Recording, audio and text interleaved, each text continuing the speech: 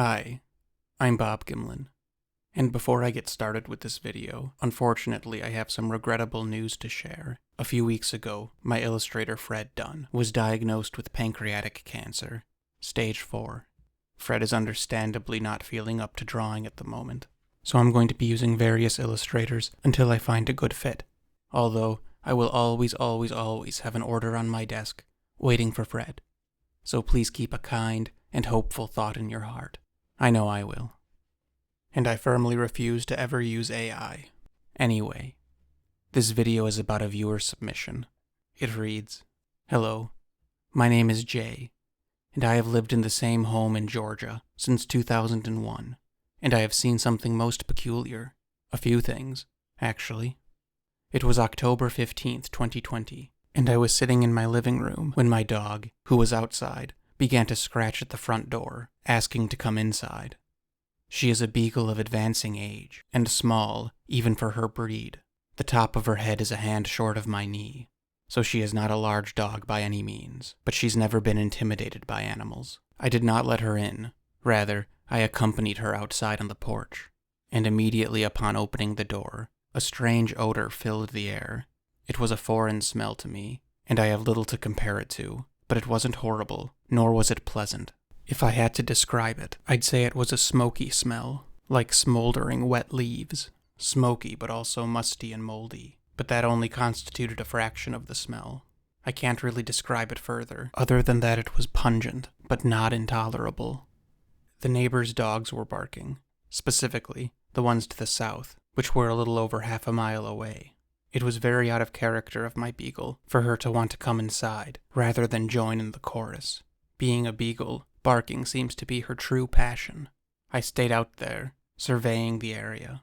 It was then that I saw the strangest sight of my life. An object in the back of my father's truck was waving back and forth, and that's the first thing I noticed through the night. And as my eyes adjusted to the darkness, I saw that a hand was holding the object, and the hand was connected to an arm, the arm to a shoulder, and the shoulder belonged to a creature that seemed to be hiding behind the truck. Perhaps hiding isn't the best word, but it was sort of matching the truck's profile. I enjoy sketching, and always have, and this is my attempt to recreate what I saw. Although this thing was quite large, it still managed to stay mostly behind the truck, except for its right arm and shoulder, and what I would later realize was part of its head. For reasons unknown, it swiveled this object in a side-to-side manner. Other than whatever it was moving, it was very still. The object appeared to be a board of some kind. I do not believe that what it was holding had come from the truck. A decade's worth of junk had accumulated in the bed of that pickup, but for the life of me, I don't think a board or branch of that size and shape was among its contents. The truck has no tailgate, and I was facing the rear. This object was waving, or swiveling, in a movement only possible by the pivot of a wrist. I never saw its face, as the night gave it a collective black color, with no discernible identifiers, except for the silhouette. And as I stood there watching and wondering, I was also smitten by my dog's behavior. She just curled up next to the door, not whining or scratching at it, as she would have had she been desperate to go inside. She was more just cautious, but not overly so. Due to the darkness and her age, I doubt she could actually see the creature. I did not think this to be a human, so I tried to shine a terribly worthless flashlight at it, but it did very little. It offered no more light than the moon would have, had the moon decided to shine. No, it did not react to the light at all. And no, I'm not sure if it was aware of me. But if it was not concerned in the slightest. I began to hoo at it. Low, long hoo noises. It's a noise I'd heard from time to time, usually right around sunset, and it always gave me the creeps, though I never really officially supposed it was from anything other than an owl. And just like the trash flashlight, the thing did not respond to my hooing. It simply continued to swivel this object, while pressing against the side of the truck. Maybe it was trying to look inside the truck, I don't really know. Finally, after probably a minute or two, though no more than 2, it stood up. And when it stood up, it made no noise whatsoever, and immediately it turned to the right and followed the driveway toward the road and woods. This thing made no noise as it walked away. None at all. I stayed out there for some time, not in any way threatened by what occurred. My beagle finally came away from the door and lay down next to me in the way she does when she wants to get petted. The smell instantaneously faded, though it still lingered, After some time, I heard a singular clack noise, as if wood hit wood. Certainly not a knock, more just one single noise in the now quiet night. It was 9:30 when I first went outside, and it was almost midnight by the time I came inside. I became very curious about what I saw, and began to take measurements, and my results horrified me. This picture is of the truck in question, from exactly where I was standing, from where I saw it. The higher red line indicates where its face was when it was hunched into the truck, and that's also about where its upper hip or lower abdomen was when it stood up, though I admit I didn't get it quite right in my drawing. And the lower red line indicates where the hip ended and turned into thigh. The bottom line is 5 feet and 4 inches tall, and the top line is 6 foot and 8 inches tall. When it stood up to its full height, halfway up was somewhere between those two lines. Now, if I were to times those numbers by 2, what I saw could have been 10 foot 8 at its smallest, or 13 foot 6 at its tallest. My initial estimates had assumed that the animal's upper portion was equal to its lower portion, but I don't think it was. I think it had far more upper body than lower body. And based on how much higher than the truck it was when it stood up, my best guess is that its feet to the lowest point of its butt comprised only a third of its height. Though I admit I didn't capture that perfectly with my sketch. Based on my careful calculation, I put the smallest height of the creature at 10 feet 8 inches, and the maximum height at 13 feet and 6 inches. But that's not even taking into account that I think that its upper body was significantly larger than its lower body. Its legs seemed to be smaller in comparison to human proportions. I truly think the thing I saw was close to 13 feet tall, if not taller. The night I saw the thing, I thought maybe it didn't fear me because animals are skilled at reading intention, and I meant it no harm, and my posture and voice must have expressed that. But now, I'm more inclined to think that it wasn't bothered by me because of its size. It was not until I pulled out the tape measure and I laid down next to these lengths that I became afraid of the dark. The fact that this thing was so silent led me to consider whether or not I saw the devil himself. I have made further measurements regarding the creature, and from my measurements, I believe the length of its arm was a total of 8 feet. Including the hands and fingers, its total reach may have been close to 9 feet. That's just an estimate. But I know where its hand was, and I know where its shoulder was, and the truck is long. For a while there, I was quite afraid of going outside at night, but I eventually got over it, and my beagle actually helped with that. She had clearly been aware of it, and she had certainly been unsettled, because she had wanted to come in the house, but she did none of the behavior that I'd expect from her had she sensed a threat. She didn't growl, snarl, bark, or pee. The hair on her back never came up. Although, with the darkness and her age-induced failing eyesight, I'm not sure if she saw it or not. Furthermore, had this thing wanted to disappear me, in my more than 20 years here, it's had thousands of opportunities to do so, and I'm still here. And had it tried to disappear me, there would be absolutely nothing I could do about it. Even if I was expecting it, with a large caliber weapon, I still put the odds in the creature's favor. The amount of punishment a lion or a chimp can take before succumbing is ridiculous, let alone whatever this thing is. Other than its size, what really got to me was how quiet it was. It made no noise when it walked. None. 0. At 40 or 45 feet away, you'd think I'd at least hear breathing or something, anything in the still night. But there was nothing. I've seen this thing twice more, so 3 times total. My second sighting was some months after, in winter, either the tail end of 2020 or the start of 2021. I don't even really remember why I had the inclination to go out that night, but when I did, I stopped dead in my tracks with the door wide open. In a full moon, this thing was just standing in the driveway. I circled where it was here, and I was in the same place as I was when I saw it the first time. It was facing me directly when I opened the door, probably startled by the noise, but by the time I noticed it, it was already turning. Well, I shut the door real quick, and by the time I returned with my phone, it had continued on its way. I think it uses the driveway to be quiet, as it has no leaf litter like the forest floor. Sometimes I think that there's no way it could move so stealthily through the woods, which as you can see are quite thick.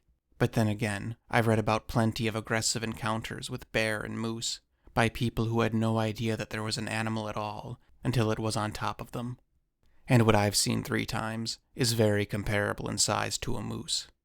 At least, in weight. My 3rd sighting was on October 11th, 2022, almost exactly a year since my first. It was 3 p.m. Some movement caught my eye on the wooded ridge at a much higher elevation than where I sat. It was just a second, but I distinctly saw an arm swing, a giant hand, and its shoulder, its whole left side.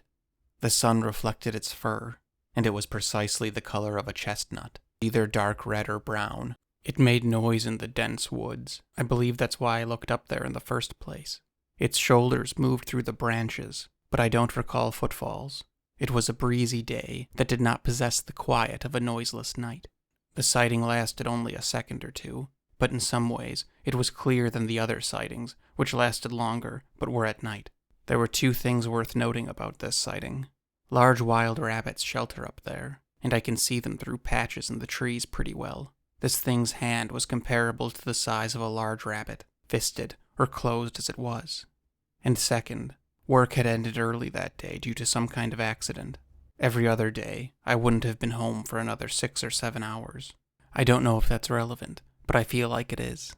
Of all my sightings, I never actually caught the face, though I believe all 3 sightings were of the same creature. That day I became curious about my first sighting. I grabbed a stopwatch and, going strictly from memory, I hit the button on the watch while visualizing the creature's route to get from the truck to a particular tree, a distance of about 60 feet. It took about 9 seconds, if my memory serves me well. I know this isn't an exact science, but I'm pretty confident in my memory. I tried to use some high school math, couldn't, so I googled how to do high school math, and I determined that the creature covered the 60 feet at a speed of 4.7 miles per hour. Which is just fast enough for me to not walk comfortably and need to break into a little power walk thing, but it's definitely not fast. Either it had no reason to hurry, fact check true, or it prioritized being quiet over speed, which usually would make sense, except that surely it knew that it had already been spotted, seeing as I'd been standing on the porch hooing at it like an absolute loon. So I know that calculating its speed at 4.7 miles per hour, or 7.6 kilometers per hour, isn't exactly groundbreaking, but I'm confident in that number. That's how fast the thing I saw walked. It was somewhere between 10 and 13 feet tall, and walked 4.7 miles per hour. It's strange to get the height and speed of a thing that doesn't exist.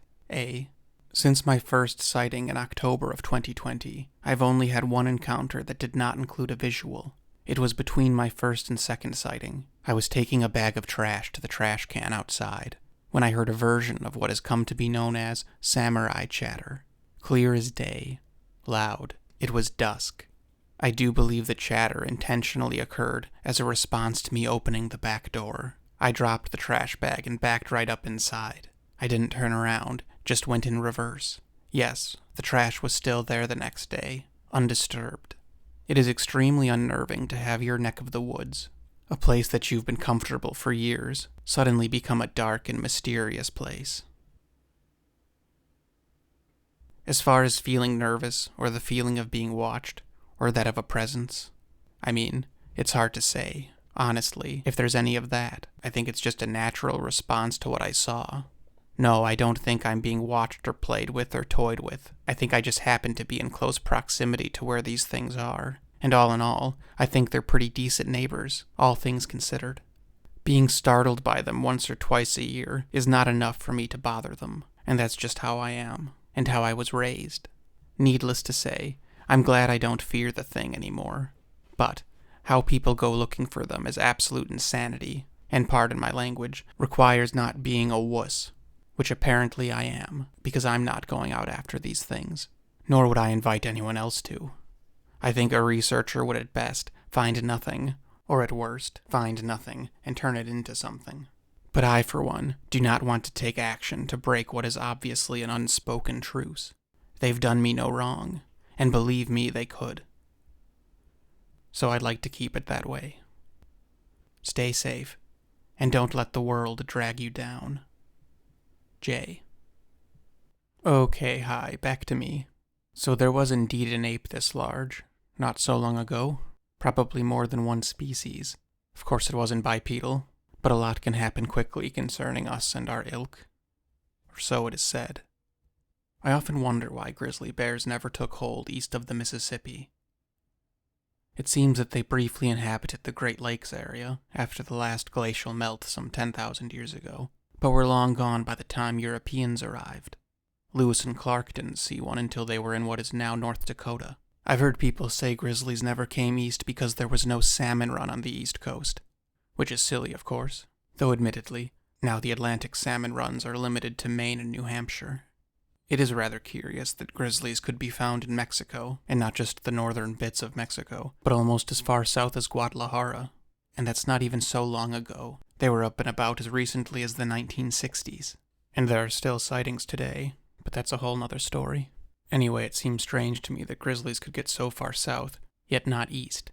It makes you wonder if maybe the East Coast, from Florida to Maine, offered some competition in the apex predator department, and maybe the East was just slightly less productive than the West as to only afford one of them. Or maybe it was a lack of salmon, who knows. I was just reading the other day that there are only 200 great hammerhead sharks left in the world. That's the largest species of hammerhead. And I can't help but laugh. How on earth could they know that? If you look here, you'll see the great hammerhead's range. So I suppose that a team of researchers, perhaps a boat of interns, helped. Maybe they started in Australia. No, they started on the west. Why not? And they went all the way around Australia, I'm sure. Then up to Japan, then Southeast Asia. All the way, of course, to India and the Persian Gulf, known for its marine biology and lack of great hammerheads. I've heard some great stories from there. Up the Red Sea, back down the Red Sea, and I'm sure they hustled a bit off the coast of Somalia. The boat of interns. And of course, be thorough with Madagascar.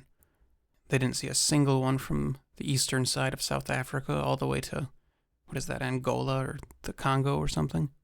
See, maybe they've only found 12 so far. And of course, they went all the way up to Spain, in the Mediterranean. And then just really quick, they searched the East Coast and the Gulf of Mexico, the Bahamas. Oh, I'm sure the grad students loved Cuba. Then the entire Atlantic side of South America. It was a busy semester. I wonder if they made portage to get to the other side of South America, or maybe that would have been a lot of fossil fuels. But then finally, they made it all the way back up to Panama, and up to Mexico, and ended their search in the Baja Peninsula. And there were only 200. How could they know? Hubris. Straight up hubris. As far as ocean creatures are concerned, at least, I'd imagine that by the time there are 200 remaining, whatever it is has been thought to be extinct for years. Whereas something like the great hammerhead has the vastness of the ocean on its side. Perhaps there's something else that has its big brain on its side. And the land is pretty vast, too. This has proven to be a very sad video for me. Myself and my illustrator, Fred, had a mind link that didn't take years to foster. It was instant. And I miss that intensely. Being unable to work, Fred and his family are obviously going through a rough time right now. So I would encourage you to take a look through my merchandise store, because half of the funds go to Fred in perpetuity, so that would be a great way to support Fred as well as myself. I have 2 more videos to upload this month, and please bear with me as I find someone to fill unfillable shoes, until Fred is better. So in the meantime, count your blessings with care. You might have more of them than you think. And as always, perhaps now more than ever, thanks an awful lot for listening.